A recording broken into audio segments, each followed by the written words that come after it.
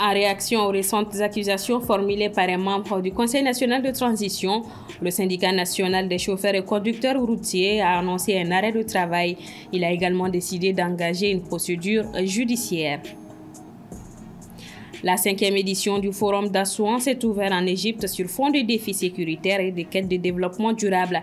Chefs d'État, experts et partenaires africains y poursuivent ce lundi les échanges avec une ambition commune, consolider la paix et accélérer l'intégration du continent. Les représentants maliens ont bien débuté les compétitions africaines ce week-end. Le Djoliba ACA a décroché une victoire à Ouagadougou en Coupe CAF, tandis que le Stade malien a arraché un nul à Nouakchott en Ligue des Champions. C'est parti pour une nouvelle semaine. Mesdames et messieurs, bonsoir. Merci de nous recevoir chez vous.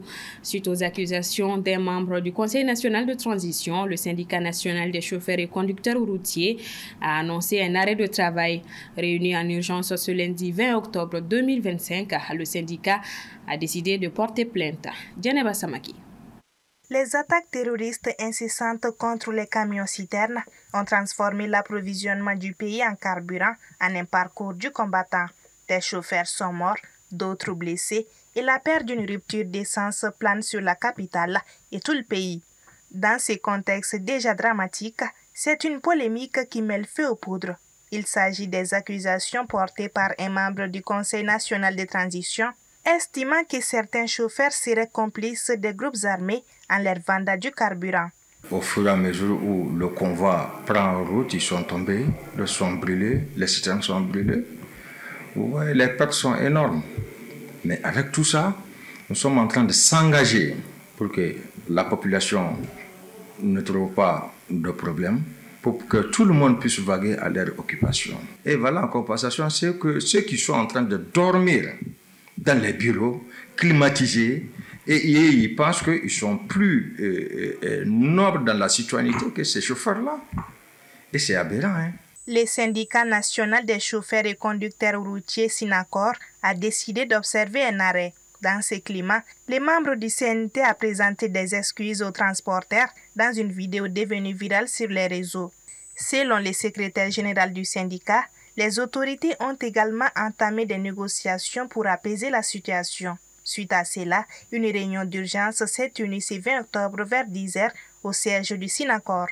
Suite à la réunion, nous avons jugé nécessaire de porter plainte et en réalité laisser la justice faire son travail et venir leur montrer la plainte qui les prouve comme quoi la plainte a été actionnée. Donc pour qu'ils puissent aller travailler. Donc ils n'ont qu'à essayer de faire face à ces gens-là et donner encore une fois de plus, sinon des directives à les uns et les autres, ce classe moyenne-là de les laisser en paix. Parce qu'ils ont leur importance capitale même à jouer dans la vie de ce pays-là. Donc c'est des gens à ne pas négliger. Il faudra les prendre en compte. En clair, les chauffeurs et conducteurs routiers ne reprendront la route que lorsqu'ils auront entre les mains la preuve formelle que leur plainte a été enregistrée et prise en compte par les autorités judiciaires compétentes. La balle est maintenant dans les camps de la justice. La pénurie de carburant ne paralyse pas seulement les moteurs, elle freine aussi le rythme des écoles. Retard, absence, découragement, en tout cas, enseignants et élèves affrontent chaque jour les conséquences d'une crise qui met à rude preuve le système éducatif. Comment continuer d'apprendre quand tout semble à l'arrêt? Éclairage avec Moussa Traoré. La pénurie de carburant touche tous les domaines et l'éducation n'est pas épargnée. Dans les universités comme dans les lycées, la difficulté à se déplacer pèse lourdement sur le bon déroulement des cours. Un enseignant rencontré explique que la rareté du carburant provoque non seulement des retards, mais aussi une baisse de la fréquentation des étudiants. Par rapport au cadre universitaire, il est vraiment crucial de dire que cette pénurie est en train de mettre à mal le déplacement des étudiants parce que beaucoup ont envie de venir, mais avec les obstacles qui sont sur le chemin, dû au manque de carburant, ils n'arrivent pas à venir à temps. Donc souvent, ça peut causer le retard et souvent aussi ça peut même perturber les cours parce que certains enseignants aussi peuvent être victimes de cela au-delà des étudiants. Même constat au niveau du secondaire. Les professeurs de lycée reconnaissent que cette crise de carburant rend les conditions de travail plus difficiles et impacte directement la qualité de l'enseignement. En tout cas, moi je crois que le pénurie de carburant pose énormément de problèmes aujourd'hui au niveau de l'éducation. Parce que les professeurs ont toutes les difficultés aujourd'hui d'accès pour être à l'école. Certaines vont se mettre dans le rang. Vous avez vu le filet, se mettre dans le rang pour pouvoir avoir du carburant et venir à l'école. Ils prennent du retard. Et il faut aller dans la nuit pour se mettre dans le rang, pour avoir un peu de carburant pour rejoindre l'école. Et pourquoi? C'est la raison pour laquelle certains professeurs m'ont appelé ce matin pour me dire qu'ils ne peuvent pas être à l'école. Du côté des élèves, la situation devient de plus en plus préoccupante. Entre le coût élevé du transport et les longues attentes pour trouver du carburant, suivre les cours devient un véritable défi. Bon, de mon côté, bon, ça ne me gêne pas trop, quoi, vu que moi je fais déjà mes courses en Sotrama. Donc même si c'est ça, déjà les Sotrama sont bombés, quoi, avec les motocyclistes maintenant qui prennent les transports collectifs, donc ça nous fatigue un peu. Mais avec un peu d'habitude, comme je suis déjà habitué, donc le retard pour moi c'est pas ça, quoi.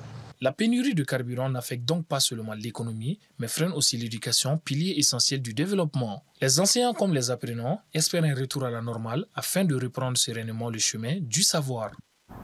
Ouvert ce dimanche en Égypte, le Forum d'Assouan réunit pour sa 5e édition dirigeants africains, experts et partenaires internationaux autour des mêmes objectifs, bâtir une Afrique plus stable et plus prospère. Entre paix, sécurité et développement durable, les débats se poursuivent ce lundi dans un esprit d'unité et de coopération continentale, nous dit Aminata Keïta. Je cite: un monde en mutation, un continent en mouvement, accompagner le progrès de l'Afrique au milieu des transformations mondiales. Fin de citation. C'est le thème de la 5e édition du Forum d'Assouan en Égypte. Cette plateforme de haut niveau réunit des dirigeants africains et internationaux pour faire progresser les solutions africaines aux défis liés à la paix, à la sécurité et au développement. Pour ce forum, un point d'honneur est mis sur l'AES. En effet, les ministres des Affaires étrangères du Mali et du Burkina Faso ont co-animé à huis clos une table ronde portant sur le thème « Au-delà des tempêtes dominantes, un avenir de coopération pour le Sahel » devant les ministres égyptiens et angolais et plusieurs acteurs africains ainsi que le représentant spécial de l'Union européenne pour le Sahel. Pour le Mali, ces discussions résonnent particulièrement. Confronté à des défis sécuritaires persistants, le pays s'appuie désormais sur la Confédération AES pour bâtir une approche commune de stabilité et de développement. Ainsi, les ministres Abdoulaye Diop et Karamoro Jean-Marie Traoré ont plaidé pour un soutien renforcé et une réelle solidarité envers les pays de la Confédération, non seulement dans le cadre de la lutte contre le terrorisme, mais aussi dans les activités de développement et les actions humanitaires. Retour au Mali, dans la dynamique de valorisation de la culture et du dialogue, Bamako s'apprête à vibrer au rythme du Festival du Nord Mali. Après une première édition réussie, la deuxième se tiendra du 6 au 9 novembre sur l'esplanade du stade du 26 mars. L'annonce a été faite ce samedi 18 octobre lors d'une conférence de presse. Assitou Bouari. Placée sous les signes de la valorisation du patrimoine culturel du Nord, la deuxième édition du Festival du Nord Mali se tiendra du 6 au 9 novembre 2025 sur l'esplanade du stade du 26 mars à Bamako. Un événement qui s'annonce comme un rendez-vous incontournable pour célébrer la diversité culturelle du pays et favoriser la paix grâce à l'art et la musique. Le Festival Nord du Mali est né d'un rêve collectif, rêve que partagent tous ses présidents, celui de faire rayonner les cultures du Nord dans toute leur diversité et aussi leurs richesses. Et lors de la première édition, nous avons montré qu'il était bel et bien possible de bâtir des ponts entre les communautés à travers la musique, l'artisanat, la parole et l'humour. Après une première édition couronnée de succès, malgré un contexte difficile, cette deuxième édition veut marquer un nouveau départ. En effet, elle aspire à rassembler des artistes venus de Tombouctou, Gao, Kidal, Minanka et Taoudéni. Ce festival est le vôtre. Il n'est pas donné à tout le monde d'être nordiste. Être nordiste est une bénédiction. Pied sur l'esplanade du stade du 26 mars, vous allez quitter Bamako. Définitivement. Dans votre tête, vous n'allez plus être à Bamako. L'odeur déjà va vous emporter. L'odeur de nos marchés, à Bintagoum, à Niafanké, à Léré, cette odeur va vous emporter. Pour cette nouvelle édition, le Festival Nord du Mali promet une fois de plus à offrir un programme encore plus riche en rencontres, concerts, expositions, panels et instants de partage. En sport, les deux représentants maliens, le Stade malien et le Djoliba AC, ont disputé la première manche du deuxième tour préliminaire des compétitions CAF ce dimanche. Si en Coupe CAF, le Djoliba s'est imposé à Ouagadougou en Ligue des Champions. Le Stade malien a obtenu le match nul à Nouakchott. Assitoumani Koulibaly. Le week-end a été marqué par la sortie des représentants maliens sur la scène africaine. En Ligue des Champions, le Stade malien, en déplacement en Mauritanie, a contraint le FC Nouadhibou au match nul 1-1. Le Stade malien a ouvert le score avant l'égalisation des Mauritaniens dans les toutes dernières minutes. Avec ce résultat, les Blancs de Bamako prennent un petit avantage avant le match retour à domicile prévu le 26 octobre prochain, puisqu'en cas des matchs nuls et vierges, ils valideront leur qualification pour la toute première fois pour la phase de groupe de la Ligue des Champions. En Coupe de la Confédération, le Djoliba AC a pris une option plus sûre en s'imposant 1-0 à Ouagadougou face à l'USFA.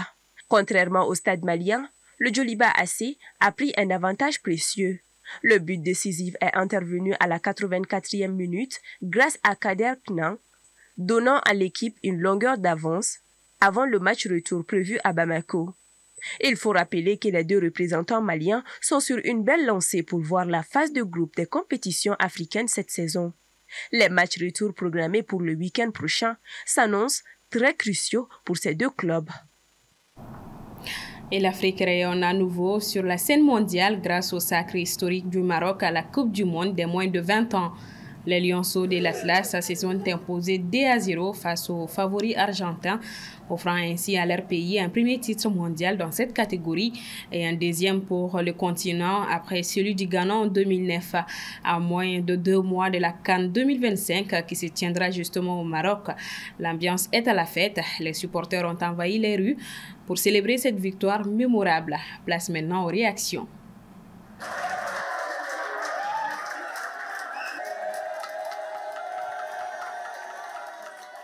Déjà, on a la CAN qui est au Maroc. Inch'Allah, on va la gagner. Et 2030, ça serait notre rêve à tous les Marocains. On y va étape par étape comme le pays qui se développe beaucoup. Notre objectif, c'est vraiment d'aller super loin. Et pourquoi pas gagner la vraie Coupe du Monde en 2030, Inch'Allah. احنا فرحانين بالتتويج وكنديو المغاربه جميع وحنا فرحانين بالمغرب اول دوله افريقيه ومغربيه كتتوج بهذا كاس العالم.